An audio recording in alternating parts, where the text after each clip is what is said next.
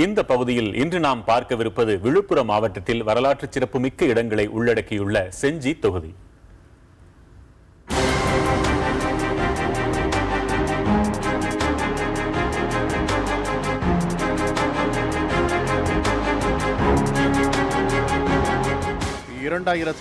ஆண்டு தொகுதி மறுசீரமைப்பு நடவடிக்கைக்கு பின் இந்த தொகுதி ஆனந்தபுரம் மற்றும் செஞ்சி ஆகிய 2 பேரூராட்சிகள் 115 ஊராட்சிகளை உள்ளடக்கியதாக இருக்கிறது. தமிழக தலைநகர் சென்னையிலிருந்து 148 கிலோமீட்டர் தூரத்திலும் மாவட்ட தலைநகர் விழுப்புரத்திலிருந்து சுமார் 41 கிலோமீட்டர் தூரத்திலும் உள்ளது. புகழ்பெற்ற மேல்மலையனூர் அங்காளம்மன் கோவில் இத்தொகுதிக்கு உட்பட்ட முக்கிய இடங்களில் ஒன்றாக உள்ளது. தொகுதிக்கு தனித்த அடையாளத்தை தருவது வரலாற்று சிறப்புமிக்க செஞ்சி கோட்டை ஆகும்.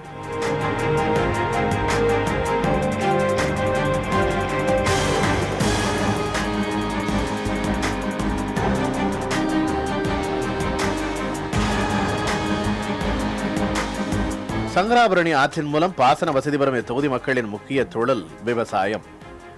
நெல், கரும்பு, மணிலா, எள் போன்றவை இத்தொகுதியில் அதிக அளவில் விளைவிக்கப்படுகின்றன.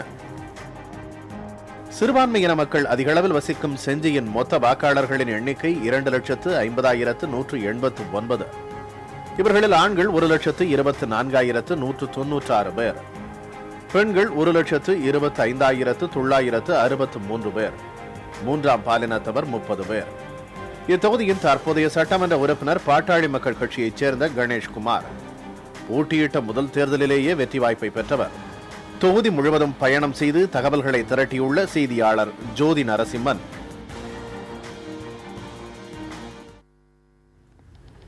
செஞ்சி என்ற சொல்லை கேட்டவுடன் அனைவரின் நினைவிற்கும் வருவது தேசிங்கு ராஜாவின் கோட்டையே.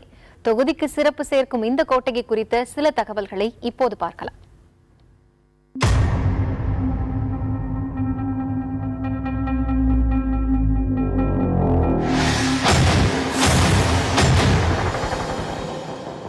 மூன்று சிறிய குன்றுகளை இணைத்து உருவாக்கப்பட்ட இந்த கோட்டையே தமிழகத்தில் எஞ்சியுள்ள மிக பழமையான கோட்டை என கூறப்படுகிறது. மராட்டிய மன்னன் சிவாஜியால் எதிரிகள் உட்புக முடியாத அளவில் அமைக்கப்பட்ட கோட்டை என்று புகழப்பெற்ற இந்த கோட்டையானது 7 சதுர கிலோமீட்டர் பரப்பளவில் பறந்து விரிந்துள்ளது. சுமார் 80 அடி அகலமுள்ள அகழி கொண்டு பாதுகாக்கப்பட்டு வந்ததாகவும் கூறப்படுகிறது. சுமார் 800 அடி உயரத்தில் அமைந்துள்ள இந்த கோட்டையில் உள்ள தானிய களஞ்சியம், சிறைச்சாலை, படைப்பயிற்சி கூடம் போன்றவையோடு செஞ்சியம்மன் கோவில் மற்றும் புனித குளம் போன்றவை பழங்கால கட்டடக்கலைக்கு உதாரணமாக திகழ்கின்றன. தற்போது தொல்லியல் துறை வசம் உள்ளது இந்த செஞ்சி கோட்டை. விழுப்புரம் மாவட்டத்தில் உள்ள செஞ்சி சட்டமன்ற தொகுதி என்றவுடன் நினைவுக்கு வருவது செஞ்சியில் உள்ள கோட்டைகள் தான். ராஜாதேசிங்கு வரலாறும் செஞ்சி கோட்டையும் மிகவும் பழமை வாங்கியது. இந்த மக்களின் நீண்ட நாள் கோரிக்கையாக இருந்து வருவது என்ன என்று சொன்னால், இதை சுற்றுலாத்தலமாக அறிவிக்கும் என்பது. ஒவ்வொரு முறையும் சட்டமன்ற தேர்தலில் போட்டியிடுவதில் கொடுக்கிற வாக்குறுதிகளில் செஞ்சிக்கோட்டை சுற்றுலாத்தலம் ஆக மாற்றப்படும் என்கிற கோரிக்கை இல்லாமல் இருந்ததில்லை. ஆனால் இதுவரை இது நிறைவேறாமலே இருக்கிறதாக இந்த மக்கள் தெரிவிக்கிறார்கள். செஞ்சி தொகுதிக்கு மேலும் சிறப்பு சேர்க்கும் இடமாக உள்ளது செக்கடிக்குப்பம் கிராமம். தமிழகத்தின் அனைத்து பகுதிகளும் பின்பற்ற வேண்டிய சில கட்டுப்பாடுகளை கொண்டுள்ளனர் இந்த கிராம மக்கள். விழுப்புரம் மாவட்டத்தில் உள்ள செஞ்சி சட்டமன்ற தொகுதிக்கு உட்பட்ட கிராமம் செக்கடிக்குப்பம். இந்த கிராமத்தில் சுமார் 200க்கும் மேற்பட்ட குடும்ப மக்கள் வசித்து வருகிறார்கள். குறிப்பாக இந்த கிராமத்தில் படித்த மற்றும் படிக்காத இளைஞர்கள் யாருக்கும் மது பழக்கம் இல்லை. இன்னும் சொல்ல போனால் இந்த கிராமத்தில் மதுபான கடையே கிடையாது. மேலும் இந்த கிராமத்தில் வசிக்கிற மக்களுக்கு புகை மற்றும் மது பழக்கமே இல்லை என்கிறார்கள் இந்த கிராம மக்கள். செஞ்சி தொகுதியில் இதுவரை நடந்த சட்டமன்ற தேர்தல்கள் குறித்த தகவல்களை இப்போது பார்க்கலாம். விழுப்புரம் மாவட்டத்தில் ஏராளமான கிராமப்புறங்களை உள்ளடக்கிய தொகுதி செஞ்சி. இது பல தேர்தல்களை சந்தித்திருக்கிறது. இதுவரை நடந்த சட்டப்பேரவை தேர்தல்களை பொறுத்தவரை இந்த தொகுதியை 7 முறை திமுக கைப்பற்றியிருக்கிறது, 2 முறை காங்கிரஸ் கட்சி கைப்பற்றியிருக்கிறது, 1 முறை அதிமுகவும், 1 முறை பாட்டாளி மக்கள் கட்சியும், 1 முறை உழைப்பாளர் கட்சியும், 2 முறை சுயேட்சை வேட்பாளர்களும் இந்த தொகுதியில் வெற்றி பெற்றிருக்கிறார்கள். 2011ஆம் ஆண்டு நடந்த சட்டப்பேரவை தேர்தலை பொறுத்தவரை இந்த தொகுதியினுடைய மொத்த வாக்காளர்களுடைய எண்ணிக்கையானது 2,13,724 என்ற அளவில் இருந்திருக்கிறது. இந்த தேர்தலை பொறுத்தவரை இந்த தொகுதியில் பதிவான மொத்த வாக்குகளுடைய சதவீதமானது 82. இந்த தேர்தலை பொறுத்தவரை போட்டியிட்ட மொத்த வேட்பாளர்களுடைய எண்ணிக்கை 12. இந்த வேட்பாளர்கள் பெற்ற அந்த வாக்குகளுடைய விவரங்களை பார்க்கலாம். இந்த தொகுதியை பொறுத்தவரை கணேஷ்குமார் பாட்டாளி மக்கள் கட்சியை சேர்ந்தவர்.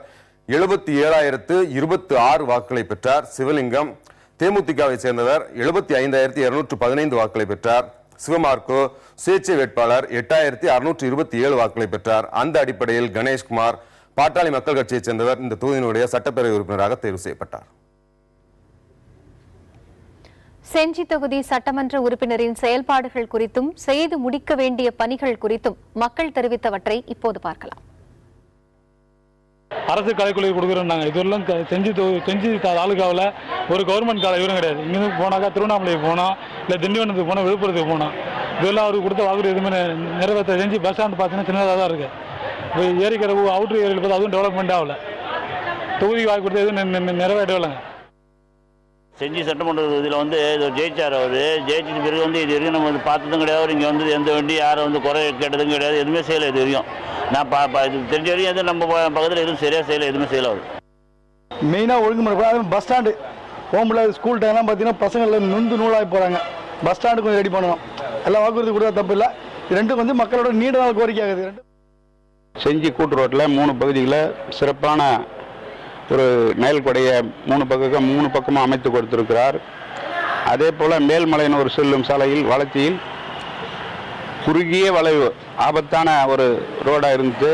அதை அந்த வீட்டுக்காரர்கிட்ட பேசி அந்த இடத்த இப்போது பகுதியை எடுத்து ரோடுக்கு நல்ல விஸ்தீர்ணமாக பண்ணியிருக்கிறாரு. மேல்மொழியூர் பகுதியில் ஒரு சின்ன ஒரு ஹாஸ்பிட்டல் தான் இருக்குது, சுகாதார நிலையம் தான். இந்த பகுதியில் நிறைய கிராமங்கள் இருக்குது. இந்த கிராமத்தில் திடீர்னு பாம்பு கடிச்சாவோ ஏன்னா ஒரு விஷம் மருந்து சாப்பிட்டாங்கன்னா கூட அவங்களுக்கு உடனடியாக காப்பாற்றணும்னு சொன்னால் ஒன்று திருவண்ணாமலை போகணும், அதை விட்டால் முண்டியமாக்கணும், இல்லை விழுப்புரம் தான் போகணும். இந்த வசதி இங்கே இந்த மருத்துவமனையில் கிடையாது. அதாவது பாம்பு கடிச்சிச்சுன்னு போனோம்னா உடனே என்ன பண்ணுறாங்க, ஆம்புலன்ஸில் நீங்கள் விழுப்புரம் போயிடுங்க இல்லை திருவண்ணாமலை போகணும்னு அனுப்புகிறாங்க. எப்படி அவ்வளோ தூரம் போனால் உயிரை காப்பாற்ற முடியும்? இந்த பக்கம் போனால் 20 கிலோமீட்டர் சேத்பட்டு போகணும். அதனால் இந்த மருத்துவமனையை கொஞ்சம் தரம் உயர்த்தி மக்களுக்கு தேவையான அடிப்படை வசதி அனைத்து செய்யணும்.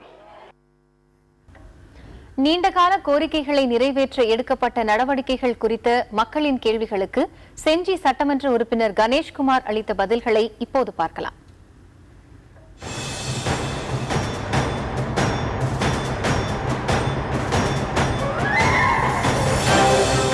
அதிக கிராமங்களை உள்ளடக்கிய தொகுதியான செஞ்சியில் குடிநீர் வசதி, சாலை வசதிகளை மேம்படுத்துதல், விவசாயிகளின் வாழ்வாதாரத்தை அதிகரிக்க நடவடிக்கை என பல்வேறு வாக்குறுதிகளை அளித்திருந்தார் தற்போதைய சட்டமன்ற உறுப்பினர் கணேஷ்குமார்.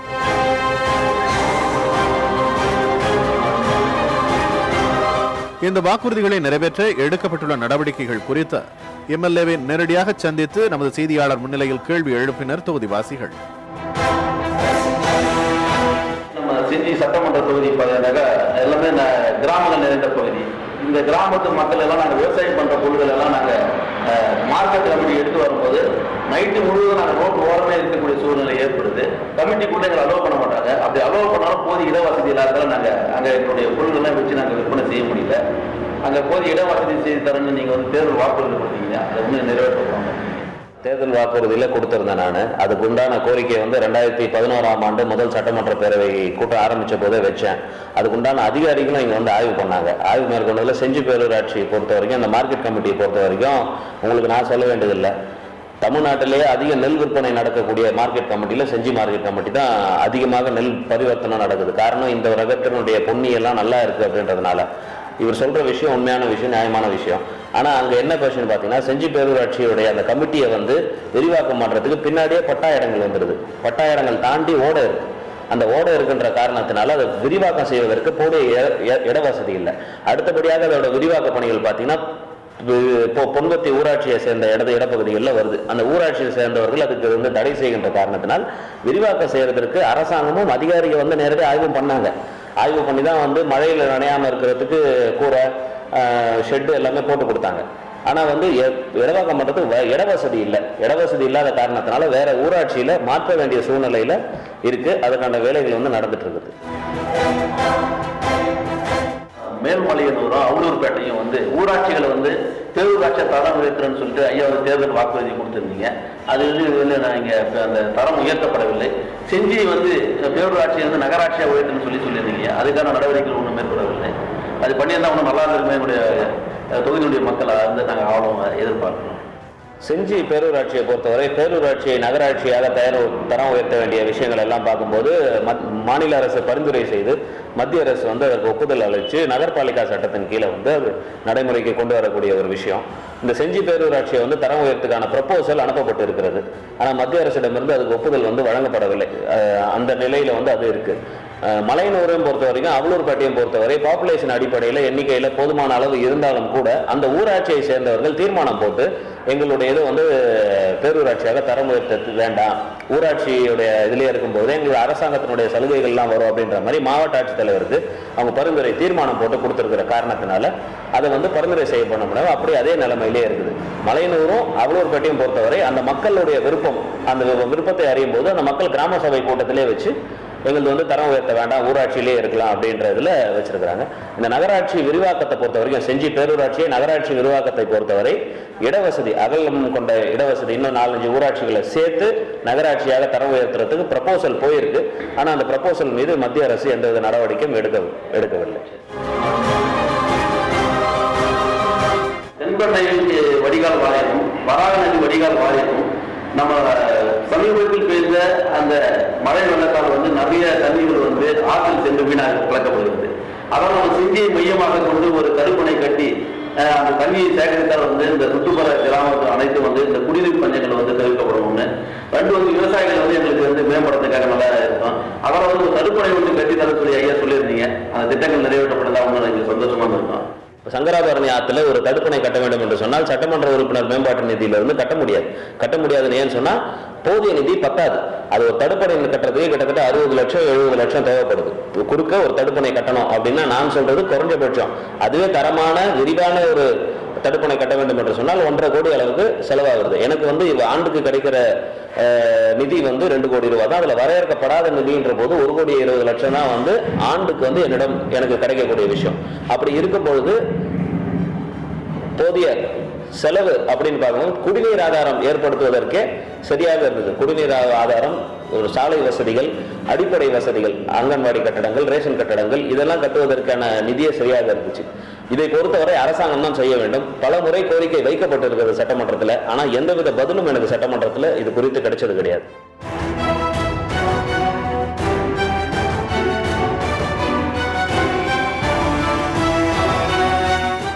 செஞ்சி பகுதியில் புதிய பேருந்து நிலையம் அமைப்பது தொடர்பான கேள்விக்கும் எம்எல்ஏ பதிலளித்தார். உள்ளாட்சித்துறை அமைச்சரிடம் நேரடியாக கோரிக்கை வைத்த போது செஞ்சி பேரூராட்சியை பொறுத்தவரை இடவசதி இல்லை அப்படின்னு தெளிவா ரிப்போர்ட் ரிட்டர்ன்லயே கொடுத்துட்டாங்க. அவங்க கிட்ட போய் கேட்டா அவங்க அதோட அரசாங்கத்திடம் நான் கோரிக்கை வைத்து அரசாங்கம் செய்து தருவதற்கு நிதி ஒதுக்கி இருக்கிறாங்க. மேல்மலையனூர் பேரூராட்சியில ப்ரப்போசலே வச்சிருக்கிறாங்க. ப்ரப்போசல் வச்ச பிறகு கூட இடவசதி இல்லை. மேல்மலையனூரை பொறுத்தவரை அந்த டவுனை ஒட்டி டவுன்ல சுத்தமா அரசு புறம்போக்கு இடங்களே கிடையாது. நீர்வழி புறம்போக்குகள் மட்டும்தான் இருக்கு, ஏரி புறம்போக்கு மட்டும்தான் இருக்கு. அரசு புறம்போக்கு இடமே கிடையாது. தாலுகா ஆபீஸ் கட்டுறதுக்கே இப்ப அவங்க கஷ்டப்பட்டு இருக்கிறாங்க. புதிய தாலுகா அறிவித்த பிறகு பிடிஓ ஆபீஸ் அலுவலகத்துக்கு அருகாமையிலே தான் தாலுகா ஆபீஸ் வச்சு நடத்த வேண்டிய சூழ்நிலை இருக்கே தவிர தனியா தாலுகா ஆபீஸ் கட்டுறதுக்கு அவங்களுக்கு இடவசதி இல்லை.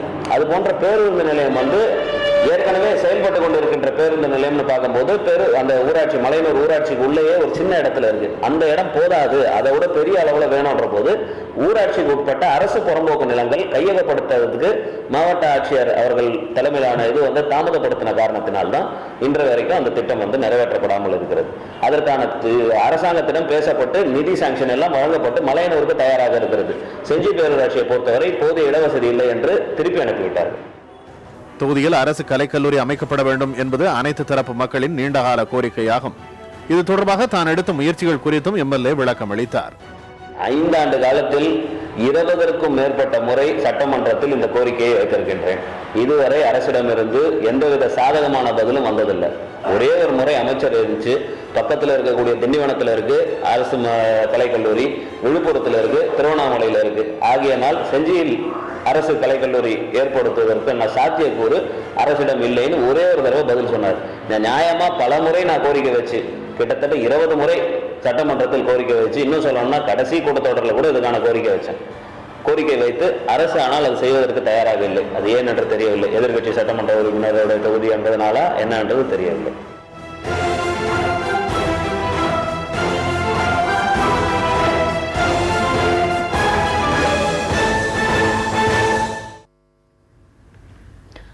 செய்தியாளர் ஜோதி நரசிம்மன் நம்முடன் இணைந்திருக்கிறார். அவரிடம் தொகுதி நிலவரம் குறித்து கேட்கலாம். வணக்கம் ஜோதி, தொகுதியின் ஒட்டுமொத்த நிலை என்ன?